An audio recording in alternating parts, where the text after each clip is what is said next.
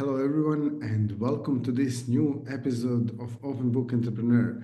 I'm thrilled that we have Regina today with us, and she's an AI entrepreneur, and she will actually introduce herself in the best possible way. So, Regina, welcome to the show. Thanks, Tony. Thanks for having me here. I really appreciate it. You're welcome. So please let us know like exactly what you do and what's your sort of specialty. I know you're into AI and you do some amazing things helping coaches and business owners differentiate themselves by using AI. So please tell us a little bit more about that. Yeah, so back a few years ago, I called myself a business strategist. Now I call myself an AI empowered business strategist. And what I do is I help coaches and consultants differentiate themselves and attract more clients to their businesses using a proprietary methodology I created called the unicorn factor. Wow, excellent. And you also mentioned that you wrote a book on this subject as well. Yeah. I did. It's right here. It's called, go figure, The Unicorn Factor. And that book is actually about creating, the subline on the book is demystifying marketing content to set you apart from the crowd. So that's all about creating that unique, authentic content to really set you apart. So, the thing is that coaches and consultants, no matter who you are and what you do, there's probably thousands of other people who do exactly what you do. So, how do you stand out from all of those other people that do exactly what you do? That's what I do. I help you pull out that essence of who you are. I call it finding your inner unicorn. And I pull that essence out so that you can create unique marketing, a unique business structure, unique processes and systems that actually set your business apart from everybody else's. And now people start noticing you because they say, "Hey, Tony, wow, you're different than everybody else. What are you doing? Why do you look so different than everybody else? What are you doing?" And it brings that interest for people. Wonderful. Yeah, I mean that's such a good point. So what inspired you to actually start this business? I've actually been an entrepreneur for over 20 years. And my first business was actually a computer repair business. I came from tech world many, many moons ago. I spent over 20 years or almost 30 years in corporate. Now 20 years in corporate. And then, I left corporate, became an entrepreneur literally because there were no tech jobs to be found at the time. It was back in when 1999 and 2000, if anybody can remember way back when, or if you were even around way back when, there was a big tech crash. And it was actually a worldwide tech crash, and there were no jobs to be found. So when I went back into the marketplace after I had left for a little bit, I couldn't find anything, so I started my own business. And in the computer repair business, I worked with small businesses, local small businesses. And I was in one of my businesses fixing a server one day, and I overheard the owners of the business talking about this problem that they were having. And I'm sitting there doing my job, and I finish up, and it's a small room, it's a small business, right? So everybody's in the same room. And I said, I couldn't help but overhearing what you were talking about. I have a couple suggestions if you're interested. And they're like, oh, yeah, absolutely. If you can help us, by all means. And so I gave them suggestions. They implemented them. And lo and behold, their problem went away. And literally at that moment, I became a business consultant. Excellent. Yeah, wonderful. And then what inspired you to actually start this new sort of angle of business consulting with AI and focusing on your clients being unique in their business? Yeah, so as far as the unicorn factor is concerned and being unique, I have a giant pet peeve with the industry of coaches and consultants as a whole, and that is a lot of the people who train coaches and consultants train them to follow a very stringent methodology that says, use my templates, you model everything after exactly what I'm doing, do it exactly like this, follow these templates, do all this stuff, dress like me, talk like me, walk like me, everything. And I saw so many people doing that and wondering why they weren't successful. And when I saw them, I've always been unique. And in my entire life, I've always been unique in me. So um, when I saw that, I started talking to some of these coaches and consultants, and they were like, I don't understand it. I'm doing everything they're telling me to do. I'm modeling their stuff. My emails look like their emails. Everything looks right. And I said, because you're not them. And that's not you. The way they're doing stuff is not you. You need to be authentically you to actually stand out because each one of us is very authentically unique. None of us have the same exact training. Even if you and I went to the same exact training course, you're going to come out with your version of how you understood the information, and I'm going to come out with my version of how I understood it, and it's not going to be the same. We're going to hear things differently based on our values, our beliefs, all of the stuff that we have. And so there's nobody out there who's the same as anybody else. And yet, when coaches and consultants are out there training other coaches and consultants, they train them, they kind of pigeonhole them into this model and they say, do it like this and do it in this manner. And they lose all of the things that make them unique, that make them stand out. Yeah, absolutely. I agree 100%. I mean, I personally also work with a lot of business owners, entrepreneurs, and a lot of other coaches as well. And yeah, I mean, definitely, I would never sort of like push them into copying me, but some of the strategies should be like applied to many different businesses. Now, how do you actually help your clients overcome this issue if they want to be really unique, but then if that's never been tested, like this is also something that I realize a lot of people a lot of business owners and coaches are afraid of, like to start something unique, but then they have to be first in the market and they have to actually, break the ice in order to make and prove to the world that this is going to work. So how do you help them with that? Yeah, so it's not even about being first in the market. So it's about I'm a business coach, a business strategist. You're a business strategist. So I mean, we both do the same thing. You do it your way, I do it my way. We both do it we have our own unique styles. We all have our own unique programs, our own unique way of teaching and all the stuff that we do. And so it's all about really, sorry, that was my cat just jumped up.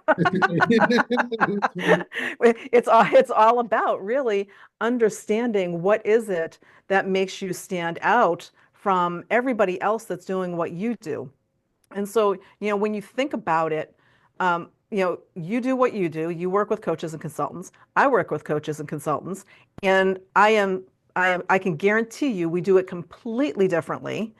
And that attracts a completely different audience because there's people who are going to say, oh, I really resonate with how Tony does his stuff. Oh, I really resonate with how Regina does her stuff. There's more than enough people out in the world that need our services. Absolutely. And yeah. And when you think about anybody who's out there who's looking to figure out, well, what is that unique stuff? Most of them, you talked about being afraid, right? There's a lot of people who say, well, if they knew how I really do stuff and I really bring me to the table, maybe they won't like me. Those are limiting beliefs that people have. And I know you do a lot of mindset work too. And that's where limiting beliefs come in. And those are limiting beliefs that people have that say, well, if I come out and, if I take my mask off and I act like I normally act and I be me, then they might not like me. Maybe they won't like how I do stuff. Well, here's the thing. The subset of people who are your exact right target audience, they will resonate with you and they will want to work with you because of you being you. And so Exactly. it's really clearing your mind and getting rid of that limiting belief of I'm not worthy, they won't like me, I'm not smart enough. Take the mask off and show people who you really are, and you will be surprised how many people flock to you because all of a sudden they were like, oh, that's the real Tony. That's the real Regina. That's the real person that I was really looking to connect with. That's how you connect and create genuine relationships with people. Totally, and it also helps you show up as natural person, and everything you do becomes natural, and then you become to magnetize people, and I 100% sort of I 100% agree with you on this one. So really well explained, well done on that. And then also like, what are some of the challenges that you may be facing as a business owner at the moment? Well, every business owner faces the same challenge of finding new clients, right? I mean, even if you have a full book of clients, eventually some of them might phase out of your program or do something, you're looking for new clients. And so that's where that differentiation comes in is you're constantly working on bringing new clients in. And I'll tell you, when you act as your authentic self and you stop trying to be someone else, attracting new people and doing what you do becomes so much easier. It's so much more enjoyable to do what you do because you're not trying to be something that you're not. When you try to be something that you're not, you're literally, you're literally fighting your own energy. So, and you're creating this imbalance because you're trying to be something you're not. When you decide to go up and show up as you are and your authentic self, all of a sudden everything becomes so much easier to do. Totally. And what are some of the best results that your clients are getting when they're working with you? Clients, they get clients. They get clarity. So a lot of my clients come in and I'm working with one of my clients right now who is creating a brand new program. And she wasn't even sure where to start, what to do with it. Now you mentioned about the AI. I incorporate AI tools in to help with what we're doing. So AI tools are meant to be a tool. They're not meant to be a replacement for something or to take over something. A lot of people that I know are still, well, AI tools have been around for a long time. When ChatGPT got really super popular around the world, that was when it kind of came and became mainstream. And once that happened, everybody jumped on the AI bandwagon, including myself, because I have that technical background. So, of course, when AI went mainstream, I had to jump on that and find out what was going on with it. And having that technical background, I also know what to do and what not to do. And I also understand what's behind the AI. And you look at all the different tools that are out there and you're like, why can I ask Claude one question and put a prompt in Claude and then I put it in ChatGPT and then I put it in Gemini and I get three different responses from them? Why is that? Because they're all different tools, all written by different people.